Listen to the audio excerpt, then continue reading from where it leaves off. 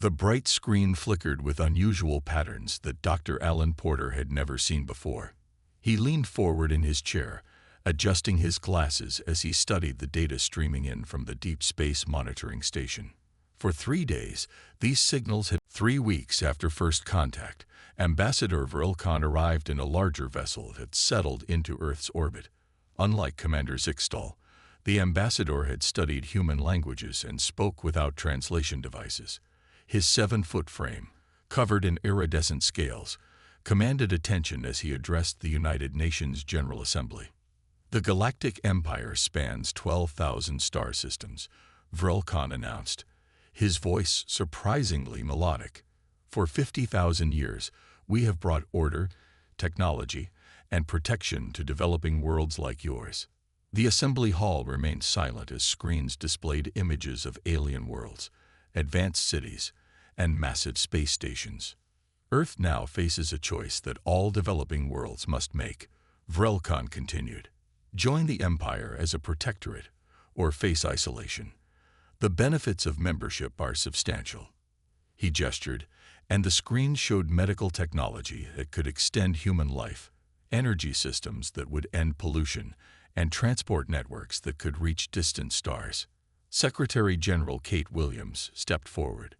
Ambassador, what exactly does becoming a protectorate involve? A simple arrangement. The Empire would establish bases on Earth and throughout your solar system. Your natural resources would be cataloged and harvested according to imperial quotas. Your people would receive education in imperial standards and eventually qualify for citizenship. The room erupted in murmurs. General Roberts leaned toward Dr. Lisa Benson. Harvested. That doesn't sound good. Lisa nodded, and notice he said eventually qualify for citizenship. Kate maintained her diplomatic composure. How long do we have to consider this offer? The Empire grants 30 days for deliberation. This is generous by our standards. After Vrelkan departed, world leaders gathered in emergency session. This isn't an alliance they're offering. It's colonization, President Miller argued. They want our resources and our obedience. Russia's President Ivanov nodded. My intelligence suggests their protection may be from threats they themselves create. Dr. Alan Porter, who had been studying the data from the Imperial ships, presented his findings. Their technology is centuries beyond ours, but their energy signatures suggest heavy extraction operations. I believe they've depleted resources on other worlds. Over the following days, the UN Security Council requested more information about other protectorate worlds. Vrelkan's responses were vague, mentioning necessary adjustments and temporary population relocations. Earth's intelligence agencies worked overtime. They intercepted communications between the ambassador's ship and other Imperial vessels. Dr. Lisa's team translated fragments that painted a disturbing picture. They'd stripped whole continents on other worlds, she reported to the Security Council. Populations are relocated to work camps. This isn't partnership. It's systematic exploitation. On the 20th day, Secretary General Williams called Ambassador Vrelkan to a private meeting. Earth has decided, she stated firmly. We decline protectorate status. Vrelkan's scales darkened. Reconsider. Planets that refuse rarely survive. Is that a threat, Ambassador? A historical observation. The Empire has never tolerated independence in its expansion zones. Williams stood tall despite her much smaller stature. Then history is about to change. Earth will remain sovereign. Vrelkan left without ceremony. Within hours, his ship broke orbit and disappeared toward the outer solar system. That evening, Kate Williams addressed humanity in a worldwide broadcast. Today, Earth has declared its independence from imperial control. The ambassador has departed, but we must prepare for possible consequences. Military bases worldwide went on high alert. Civilian defense drills began in major cities. Scientists worked around the clock on defensive technologies. In a secured underground facility, Dr. Nathan Hayes led a team that had been secretly developing a project since first contact. He looked at the experimental reactor glowing before him and spoke quietly to General Roberts. The Aegis shield prototype is ready for testing. Sir, if it works, we might have a fighting chance when they return. Roberts nodded grimly. They will return. And they won't be coming to negotiate this time. Dr. Nathan Hayes hadn't slept in 3 days. Dark circles framed his eyes as he stared at the pulsing blue energy contained within the test chamber. The Aegis Shield project had been his obsession for 8 years, long before anyone knew aliens existed. Originally designed to protect against solar flares, it now represented humanity's best hope. The principle is simple, Nathan explained to the gathered military leaders. We create a resonance field that can deflect energy on a planetary scale. Colonel John Martinez looked skeptical. Nothing about that sounds simple, Doctor. What he means, Admiral Susan Clark interjected, is that while the physics are complex, the application is straightforward. We need coverage, not complexity. Nathan nodded gratefully at Susan. They had worked together since the project began, her military precision complementing his scientific vision. The problem, Nathan continued, is power. We need more than Earth's entire energy grid currently produces. The room fell silent until General Roberts spoke. What about the lunar installation? Could we build the generators there? Nathan's eyes widened. That might actually work. The moon has helium-3 reserves. With minimal mining operations, we could power a shield large enough to cover Earth. Within days, the Lunar Defense Initiative became humanity's most ambitious project. Old rivalries were set aside as nations pooled resources. Russian heavy-lift rockets carried American components. Chinese engineers worked alongside European scientists. Every space agency contributed. Meanwhile, Earth's conventional defenses prepared for war. Military satellites were repurposed, nuclear arsenals readied, and new weapons designed based on studying imperial technology. In her modest apartment, engineer Olivia Wilson worked late into the night on calculations for the shield amplifiers. A knock at her door startled her. "Who is it?" she called.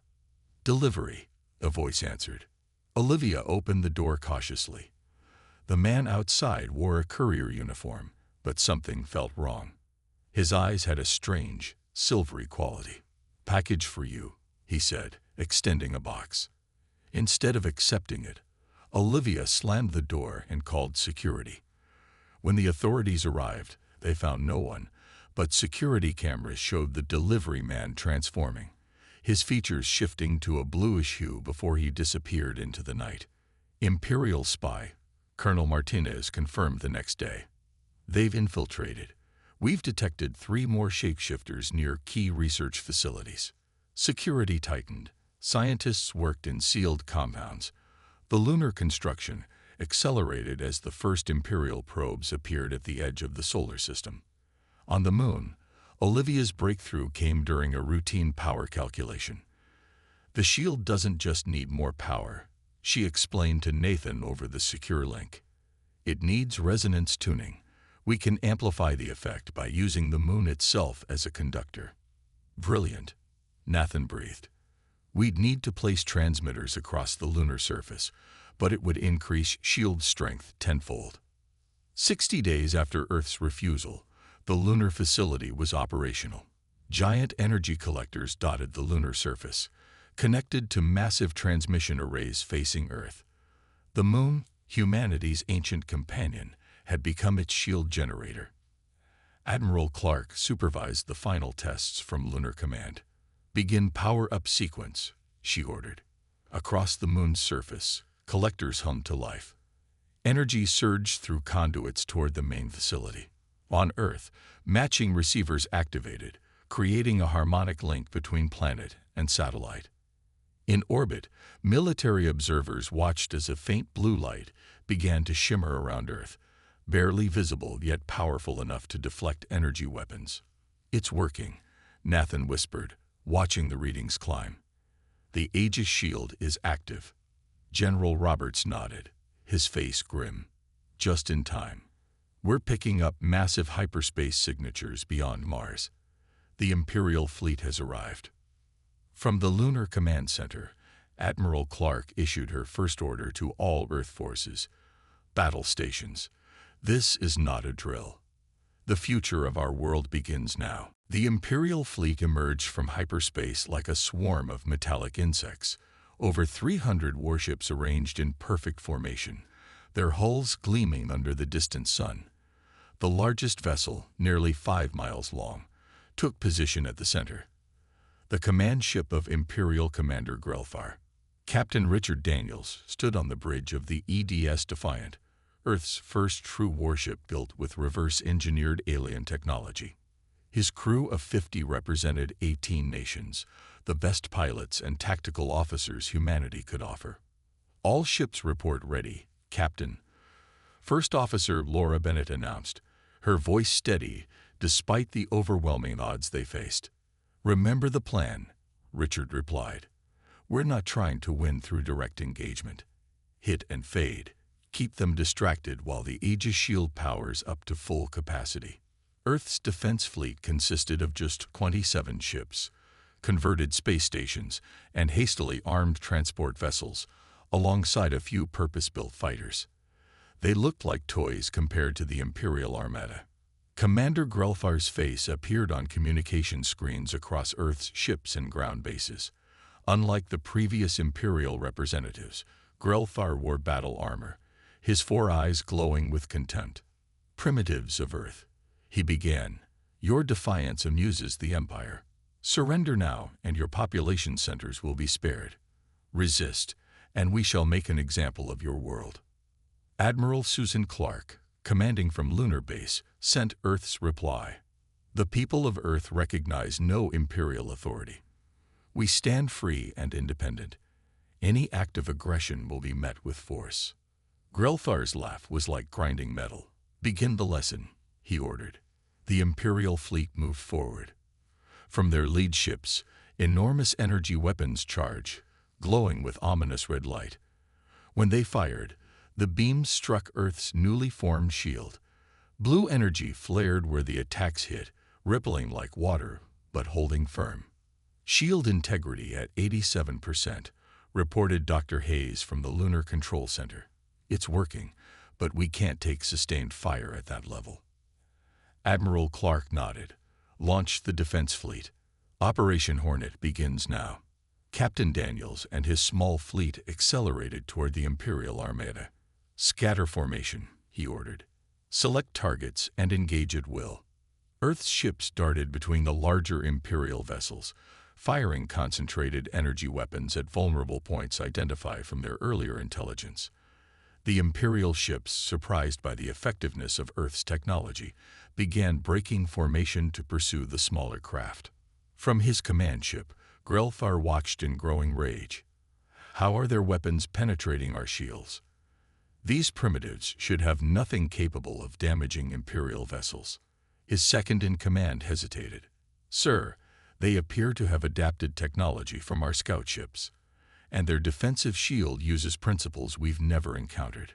On the Defiant, Richard executed a tight maneuver between 2 Imperial cruisers, causing them to fire upon each other in their attempt to hit his ship. Now, Ms. Bennett, Laura activated their experimental weapon, a gravity pulse that disabled the nearest Imperial ship's propulsion system, sending it drifting into another vessel. For 2 hours, the battle raged across Earth's orbit. The Imperial fleet, despite their superior numbers, struggled against the unexpected tactics and Earth's unyielding shield. Each time their weapons struck the Aegis shield, the lunar generators adapted, strengthening the frequencies under attack. Grelfar, furious at the resistance, ordered his flagship to advance.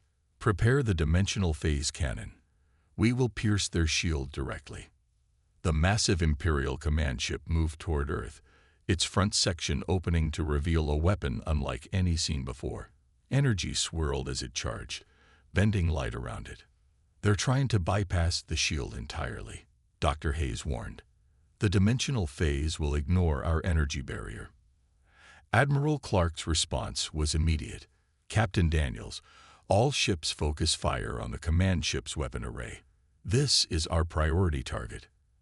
As the Imperial weapon reached full charge, Earth's small fleet converged on Grelfar's flagship, every ship firing at the same point. The Defiant led the charge, diving toward the massive dimensional cannon. For Earth, Richard whispered as he engaged the final attack run. Captain Richard Daniels watched as his ship, the Defiant, streaked toward the massive Imperial weapon. With seconds remaining before impact, he pulled his vessel into a steep climb. The maneuver exposed the Defiant's underside, where a special delivery system opened. "Package away," First Officer Laura Bennett confirmed. What looked like a small meteor tumbled toward the dimensional cannon. This was no ordinary explosive. It was Dr. Peter Collins' latest creation. Peter had spent weeks studying a damaged Imperial scout ship, focusing on their power systems. The meteor attached to the cannon's housing just as it fired. The dimensional beam formed, ready to pierce Earth's shield, then sputtered and collapsed inward. The feedback surge tore through Grelfar's flagship, disabling weapons across half the vessel. "Direct hit," Laura shouted as the Defiant pulled away. On the Imperial command ship, Grelfar slammed his fist against his control panel. "What happened?" "Unknown device attached to the phase cannon," his second reported. "It's redirecting our energy back into our systems." Earth's fleet pressed their advantage, concentrating fire on damaged Imperial vessels. Despite being outnumbered, their smaller ships moved with greater speed and precision, striking vulnerable points, then retreating before the larger ships could respond. 3 hours into the battle, Admiral Clark saw their opportunity. "All ships, focus fire on Grid Sector 7. Their formation is breaking." A dozen Imperial cruisers, cut off from their fleet, faced the combined firepower of Earth's defenders. Their shields failed under the sustained assault. As they drifted, disabled, Earth forces quickly moved boarding teams into position. Major Grace Anderson led the first boarding party onto an Imperial cruiser. Her team of 12 elite soldiers moved swiftly through alien corridors, facing minimal resistance as life support systems fluctuated throughout the ship. "Engineering section secured," Grace reported, beginning data extraction. While soldiers fought in space, Dr. Peter Collins worked feverishly in his underground lab. The information streaming in from captured Imperial ships confirmed his theory. "Their entire fleet operates on a centralized communication protocol," he explained to General Roberts. "If we can access the main frequency, we could potentially disrupt their whole command structure." "Can you build something that would work?" Roberts asked. Peter nodded. "Not just disrupt. I believe we can insert our own code. A virus, essentially." "How long?" "With what we've learned from the boarding parties, 12 hours. Roberts nodded grimly. "Make it 10. I don't think we have longer than that." The battle entered its second day. Earth's defenses were holding, but the shield showed signs of weakening under constant bombardment. Imperial reinforcements had arrived, bringing their numbers to over 400 ships. Peter worked without sleep, fingers flying over keyboards as he compiled code designed to infiltrate alien systems. The virus was elegant in its simplicity. It would trigger emergency shutdown protocols in Imperial weapons while leaving life support intact. "It's ready," he announced, his voice hoarse from exhaustion. "But we need to deliver it to their command ship. That's the only way it will propagate through their entire network." Major Anderson volunteered for the mission. Her team, using captured Imperial shuttle codes, managed to approach Grelfar's flagship undetected during a lull in the fighting. "We're aboard," Grace whispered into her communicator. Moving toward the central data core, her team encountered heavy resistance. 3 soldiers fell during their advance, but they reached the core. Grace plugged in the device containing Peter's virus. For a moment, nothing happened. Then alien symbols flashed across the screens. "Virus deployed," she confirmed, before beginning her team's extraction. Across the Imperial fleet, weapons systems suddenly powered down. Ship after ship lost offensive capabilities, though their engines and life support continued functioning. Commander Grelfar recognized defeat. "All vessels, disengage and retreat beyond lunar orbit," he ordered. His once proud armada limped away from Earth, Over 60 ships lost or captured. As the Imperial fleet retreated, cheers erupted in command centers worldwide. But Admiral Clark remained cautious. "This isn't over," she warned. "They'll be back with countermeasures. We bought time, not victory." Peter Collins studied the captured Imperial data. "At least we know their weaknesses now, and we have their technology to study." General Roberts nodded. "Then we better make good use of the time we've bought, because next time, they won't underestimate us." Ambassador Ryan Mitchell had never expected to visit another star system, let alone 17 of them in 6 months. The small diplomatic vessel hurtled through space, camouflaged with technology reverse-engineered from captured Imperial ships. Beside him, his team reviewed information about their next destination, Proxima Centauri, II, known to locals as Vexil. "According to our intelligence," said communications specialist Andy Diaz, "Vexil has been under Imperial control for almost a century. Their resistance movement is small but growing." Ryan nodded, studying the holographic display of the planet. "And they've reached out to us specifically." "After they heard about Earth's stand," Andy confirmed. "Word is spreading faster than the Empire can control it." Their ship entered Vexilian orbit under cover of a meteor shower, landing in a remote mountain region. Representatives from the local resistance met them in an underground facility carved into the rock. "The stories are true," said Keleven, the Vexilian resistance leader, her translucent skin glowing with excitement. "Earth really has stood against the Empire and survived." "We've done more than survive," Ryan replied. "We've pushed them back, and we believe other worlds can do the same if we stand together." While Ambassador Mitchell built alliances across the galaxy, Dr. Emma Foster made a breakthrough on Earth. Working in a lab deep beneath the Pacific Ocean, she analyzed data from dozens of Imperial ships. "Their entire communication network depends on quantum entanglement," she explained to Admiral Clark. "But there's a vulnerability in how they synchronize across vast distances." Emma pointed to a complex diagram on her screen.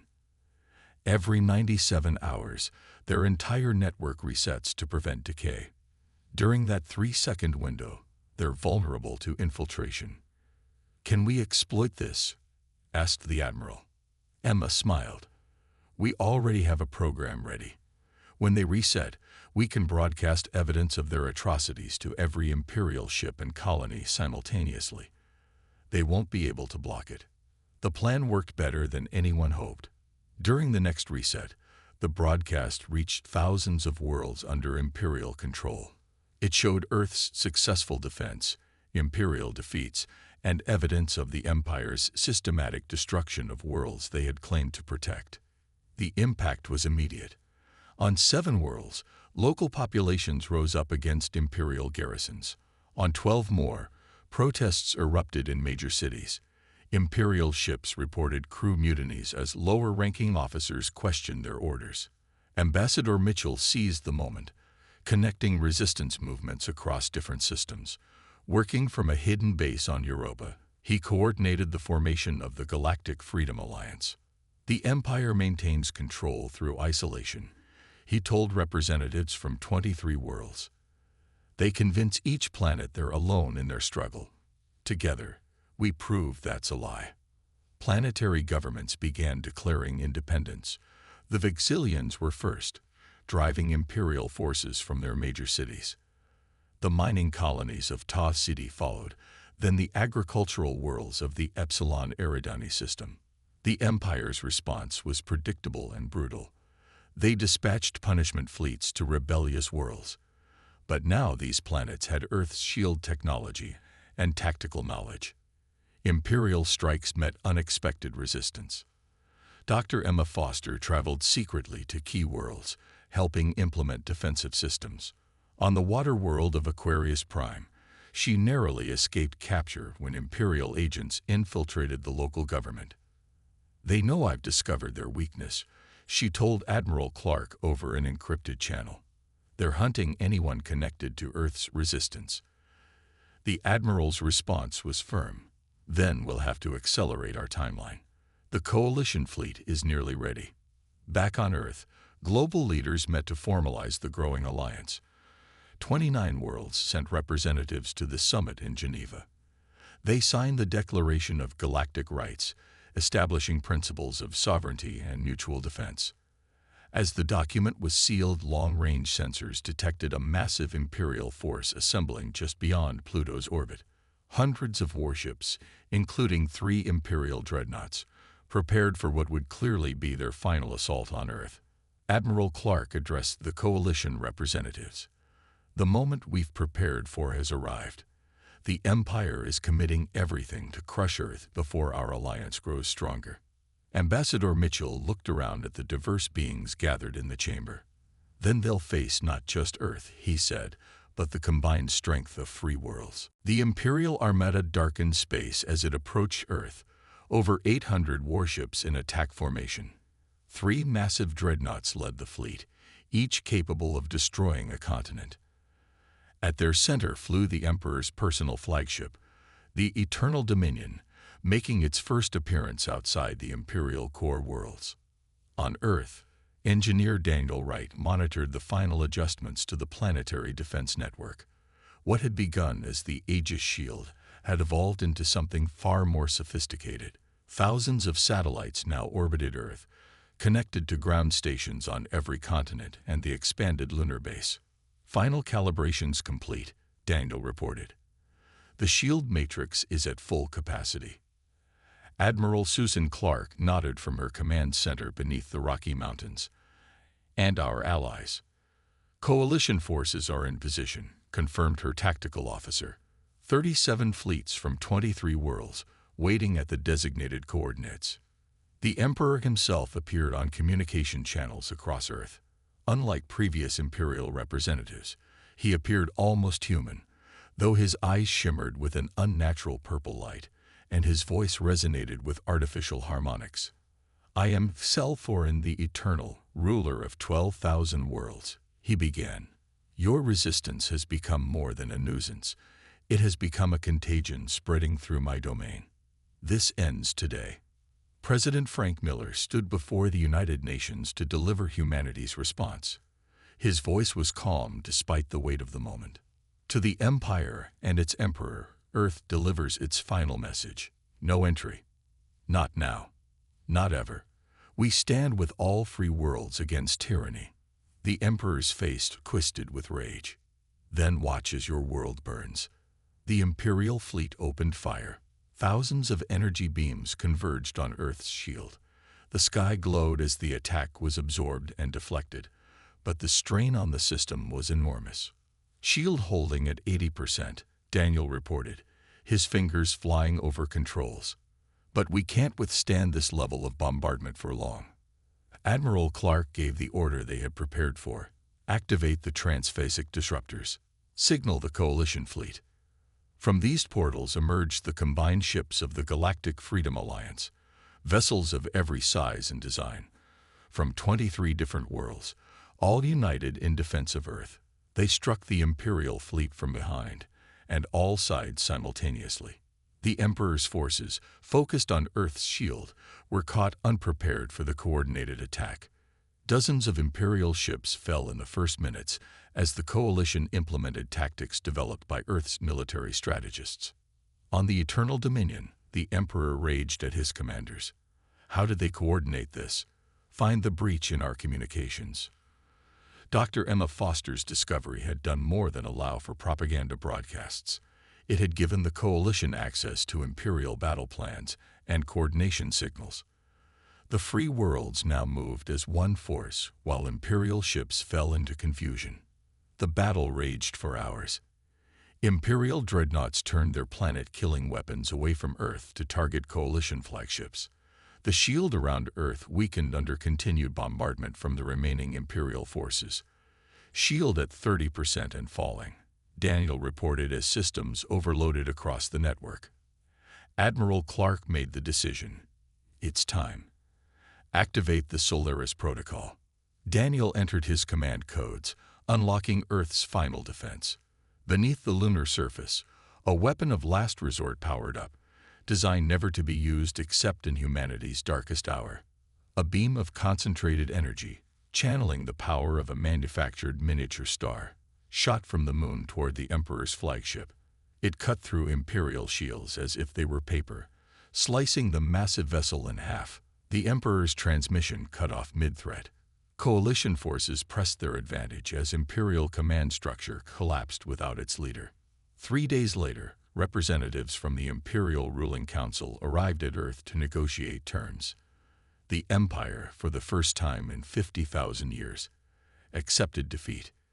In the rebuilt United Nations Hall in Geneva, Admiral Clark and Ambassador Mitchell welcomed delegates from over 100 worlds to form a new galactic assembly, one based on mutual respect rather than domination.